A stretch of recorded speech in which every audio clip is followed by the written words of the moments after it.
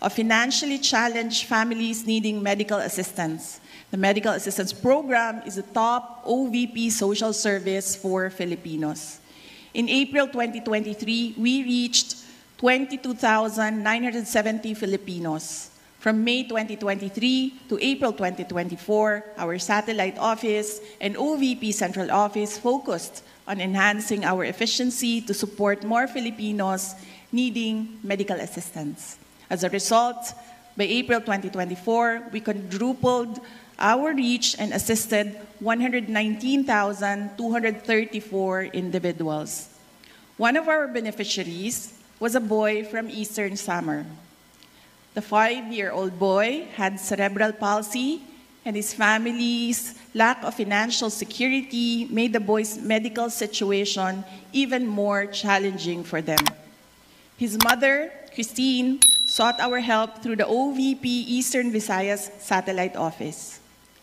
His daily struggle living with cerebral palsy is shared by a family that constantly worries about the risk of him acquiring life-threatening respiratory health conditions. We donated a set of equipment that addresses the boy's respiratory issues. The best that we can do is to ensure that breathing becomes less difficult for him. With an increased reach, our medical assistance program disbursed 1 billion pesos in contrast to just 236 million pesos in April of last year. We thank our partner hospitals, pharmacies, and other social service providers for the success of our program. In April 2024, over 30,000 families accessed our burial assistance, totaling 150 million pesos. Compared to last year's period, the program only assisted 6,175 families, utilizing 30.8 million pesos. The 400% increase indicates a substantial expansion in the reach and impact our burial assistance program. What started with a single beneficiary, we now have 12 people's organizations who are beneficiaries of the Magnegosyo Taday program. Nakakatuwa ang kwento ng mga benepisyaryo natin. Makikita natin sa kanila ang likas na tibay ng loob ng mga Pilipino para lumaban upang magtagumpay sa harap ng mga pagsubok sa buhay. Katulad na lang ng kwento ng mga miyembro ng Barangay Habag Fisherfolks Association sa Surigao del Sur. Mahirap ang kanilang buhay. May mga anak na pinag-aaral. Walang ibang pinagkakakitaan kundi ang pangingisda. Ngunit, hindi organisado ang mga mangingisda ng barangay. Kanya-kanya ang kanilang operasyon. Kanya-kanya rin sila sa pagharap ng mga problema at paghahanap ng solusyon. However, it only takes one person to initiate change. Isa si Danilo sa naglakas ng loob na hikayatin ang mga kapwa mangingisda na magtatag ng grupo. Alam ni Danilo na kapag organisado, maraming oportunidad ang magbubukas para sa kanila. At matapos nilang itatag ang Barangay Habag Fisherfolks Association, hindi lamang oportunidad ang nagbukas sa kanila, kundi pati pag-asa. Ang kasanatian sa Barangay Habag Fisherfolks Association nagpakita kanato sa pagtubo sa kooperasyon sa mga miyembro sa komunidad ug ang pagkusog sa ilahang maayong pagtagad sa usag-usa. Ang Barangay Habag Fisherfolks Association karon ang nag-unang supplier og isda sa ilang lugar ug mga sikbit nga barangay. Currently, 12 civil society organizations comprising over 26,000 members have benefited from the Magnegosyo Taday entrepreneurial support. Each organization received 150,000 pesos for their livelihood projects.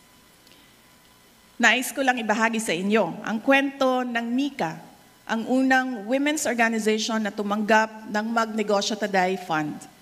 Ang mga miyembro ng Mika ay nakapagkita sa akin noong Marso para ipaabot sa OVP ang kanilang pasasalamat sa kanilang narating 2 taon pagkatapos nila naging recipient ng programa. Dalan din nila ang application forms para sa akin dahil nais kong maging member ng MICA. I am saying this because I am deeply impressed by MICA's advocacy and how the group exemplified the message of hard work and hope.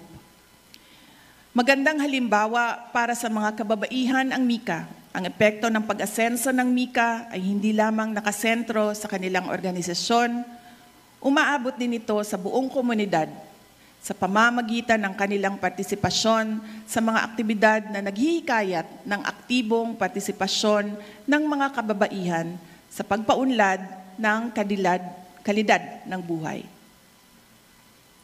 Bukas ang Magnegosyo Taday na alalayan ang mga grupo ng mga mangingisda, LGBT, mga babae, kabataan, senior citizens, PWD, mga driver ng tricycles at iba pa.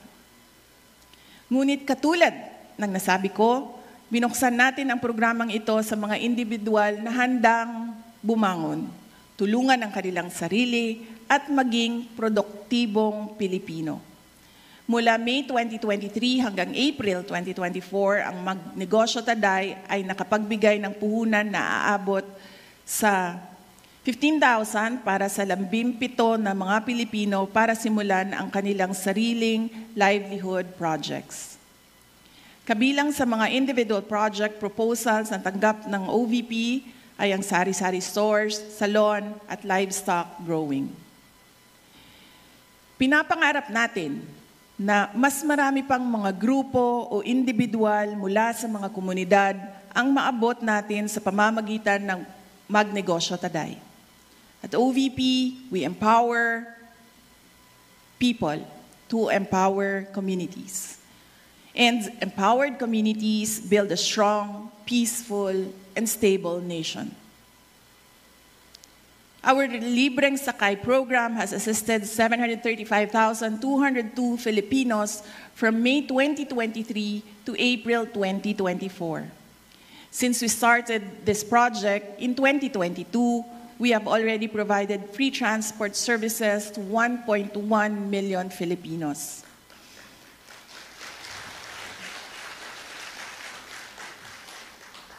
Noong Marso, ipinakilala natin si Drew na isang residente ng Quezon Province bilang pang-1 milyong pasahero ng ating libreng sakay bus. Habang nasa Manila, naging pasahero siya ng libreng sakay mula sa Ortigas Station patungo sa Cubao Q-Mart. Nalaman natin na yon ang unang pagkakataon na sumakay si Drew sa libreng sakay bus ng OVP. Our free transport service program has helped commuting students, the general public, and people like Drew and Emeline who works at a BPO company in Cebu. Kada adlaw gaatang si Emeline sa bus nga atong gi-assign diri sa Cebu. Tungod kay matod niya, duna siya'y matigom gikan sa budget nga alang unta sa pamasahe. Ang tinigom nga plete, gamiton na lang sa lain pang mas importanteng galastusan sa panimalay. Mayroon na tayong 7 bus na nagbibigay ng libreng sakay sa ating mga kababayan sa buong Pilipinas. Isa sa Bacolod, Cebu at Davao at 4 naman sa Metro Manila. Partner natin dito ang mga jackliner sa NCR, Vallecar Transit sa Bacolod at Cebu at Bachelor Express sa Davao. Daghang salamat sa inyong suporta ug tabang dili lamang sa OVP kundi sa atong mga nanginahanglan na katawhang Pilipino. Isa rin sa mga una nating ginawa noong 2022 ay pagpasok natin sa OVP ang pagtatayo ng Disaster Operations Center o DOC. Ang DOC ay siyang nangunguna sa mga relief operations ng ating tanggapan at ito rin ang namamahala ng ating kalusugan food trucks. May mga from May 2023 to April 2024, the DOC conducted 92 relief operations which served 205,692 families all over the country. During these operations, 39,138 relief bags amounting to more than 37 million, and 15,000 food bags amounting to more than 6 million were also provided. Isa sa mga nagawa ng OVP-DOC ang pagtulong sa mga biktima ng baha sa Lucena City noong Mayo. Ang ating team ay naghatid din ng tulong sa mga biktima ng baha sa Davao Region na umabot sa lampas 26,000 na pamilya sa pagsisimula ng 2024. Ang ating kalusugan food trucks naman ay naghatid ng pagkain sa mga relief responders na nandoon sa komunidad na apektado ng landslide sa Davao de Oro. Ako mismo ay sumaksi sa isang trauma session na ginawa para sa mga batang nakaligtas ng landslide sa probinsya. Nananawagan din tayo sa mga LGU na maging proactive sa pagresponde sa banta ng landslide, baha at iba pang kalamidad. Kabilang na dito ang paglilipat ng mga kababayan mula sa mga disaster risk areas sa mga ligtas na lugar. Maraming salamat sa mga satellite offices na nasa front lines para masiguro na maayos ang paghahatid natin ng tulong sa mga biktima ng mga kalamidad.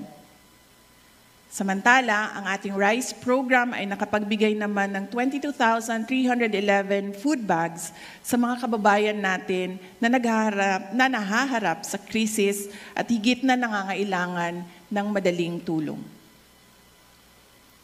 Bilang isang ina, mahalaga sa akin na mahubog natin ang kamalayan at kaalaman ng mga bata para magkaroon sila ng magandang kinabukasan.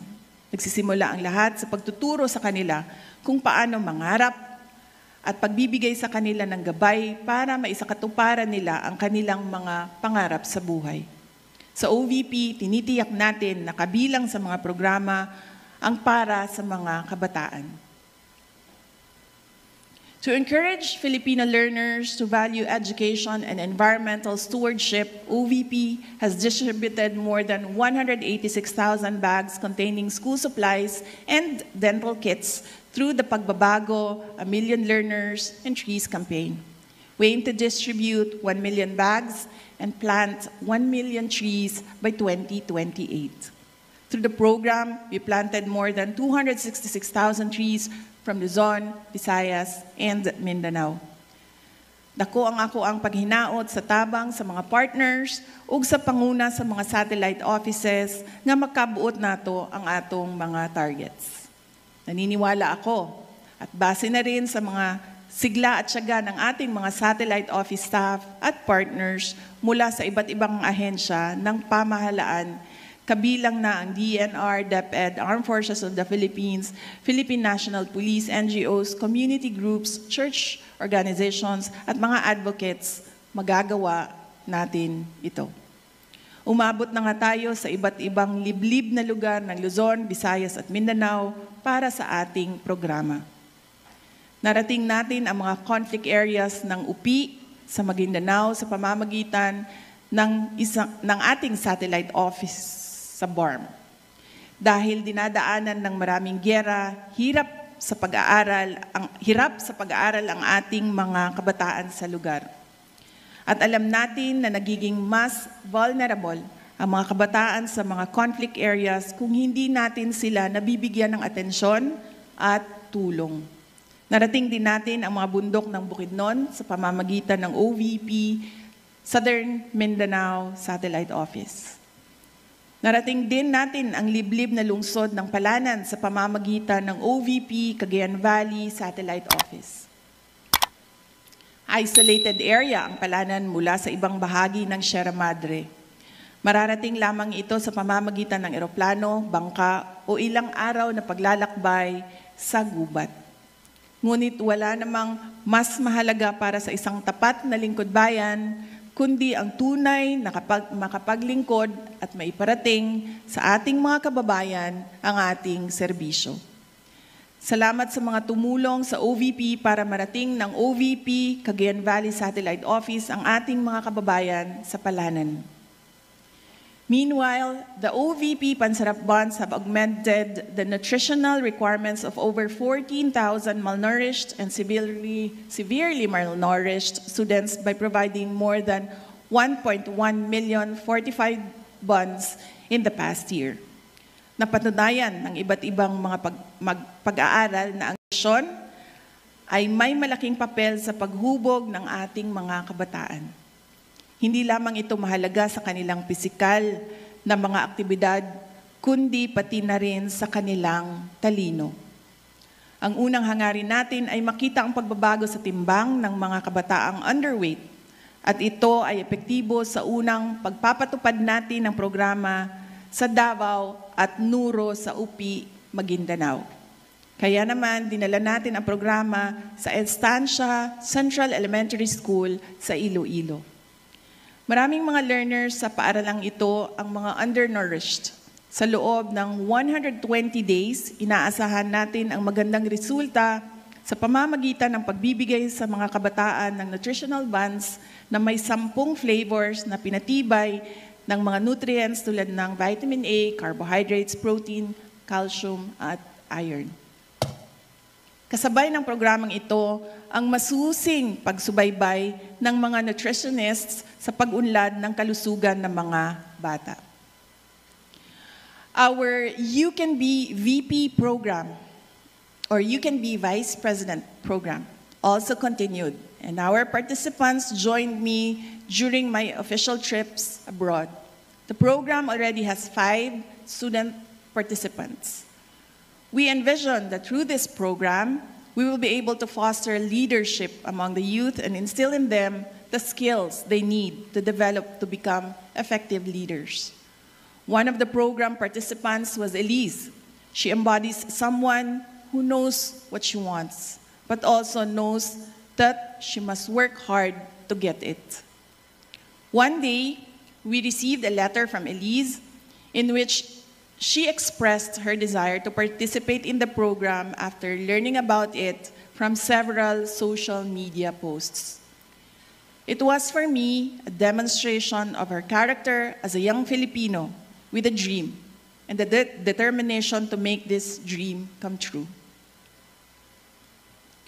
Hindi po tayo laging nakakatanggap ng sulat na katulad ng sulat na ipinadala sa atin ni Elise. Nakita natin sa kanya ang mga ilang bagay na nais nating pamarisan ng ibang mga kabataang Pilipino. We selected Elise as a You Can Be Vice President participant as she joined me in Kuala Lumpur, Malaysia in February. After the program, we learned from Elise that she won as the Student Council President of Santa Cruz Integrated High School in Lubao, Pampanga. She embodies hard work, optimism, and determination, and her self-confidence will tremendously help her fulfill her dreams. At this point, allow me to honor the 4 other student leaders who have joined me on my official trips abroad since we started the program in 2022. Trix is a grade 9 student from Dinalupihan, Bataan. Naomi is a grade 8 student from Bacolod, Negros Occidental. Kester is a grade 4 student from Danao, Cebu. And Shara May is a grade 8 student from Northern Samar. They have stories that could inspire young Filipinos to value education, pursue their dreams, and become agents of change as leaders. And they have stories that could become our anchor of hope that one day the Philippines will be led by Filipinos named Elise, Trix, Naomi, Kester, and Shara. Since May 2023 to April 2024, I had 56 diplomatic engagements. These activities with various countries have contributed towards deepening and broadening the bilateral relations with our partner countries.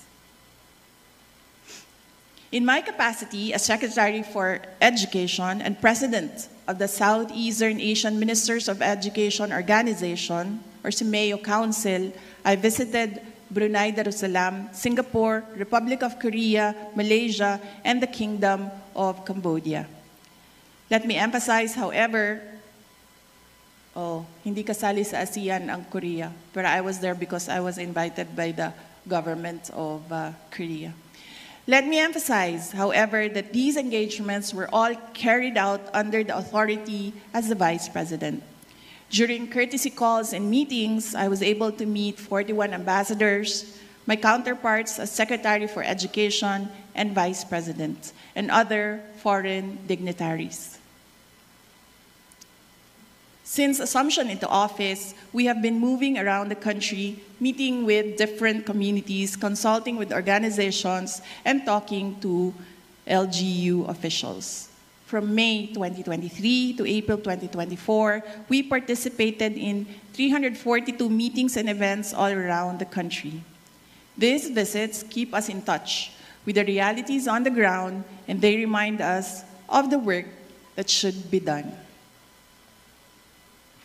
Mga kababayan, ladies and gentlemen, while we celebrate our success, we are not really here to congratulate each other, tap each other's back, or make ourselves feel better for what we have achieved.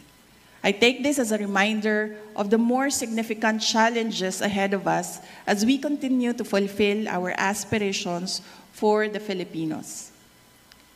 I also take this as a reminder that we are here based on our commitment as responsible leaders and Filipino citizens.